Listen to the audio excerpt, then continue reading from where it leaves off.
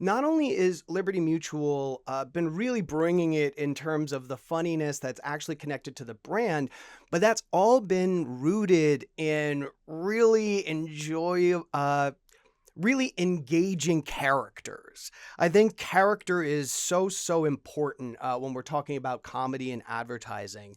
And I would love to get a little bit of a behind the scenes look at what the character creation process looked like when you were putting together the dream team of Doug and LiMu in this comedy driven campaign.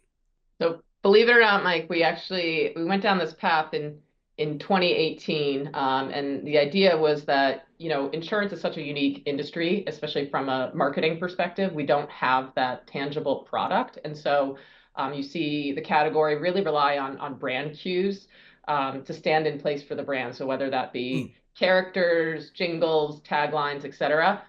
At the time, Liberty didn't have any of those things. And so we really were intentional with briefing in how do we improve our brand cues, including the development of a spokes character.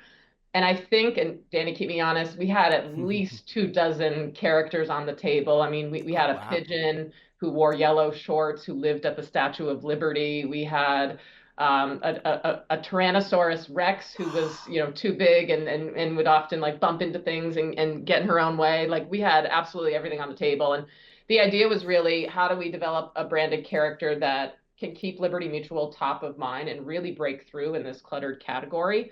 And we rely pretty heavily on testing. So, we put all of those concepts in front of over 18,000 consumers, and we were really looking Wow. at does the brand come through and do people recall the character? And LiMu and Doug is a sort of special duo, right? It's a super familiar trope, that buddy duo. It's like one part familiar, one part unexpected, where you have this flightless bird who doesn't speak, and so the Right. dynamic's just really interesting, and it resonated with consumers. We loved it, and we introduced that in 2019, and now I think as we continue to develop and evolve the characters, we're working to try to dimensionalize them in a little bit. So introduce more about them, about their backstories, their lives at home, their lives on the job, and trying to make sure that they're just culturally and seasonally relevant and can sort of stand the test of time.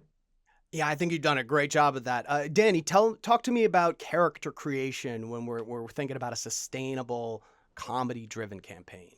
Oh man, I mean, a big part of it is going to be can it sustain at all? Hmm. Like Hmm. Jenna Hmm. was mentioning, she saw 2 dozen, which means we wrote like 100 or saw 100 different Right. characters and ideas, and a lot of them, even ones that flew off the page at the beginning.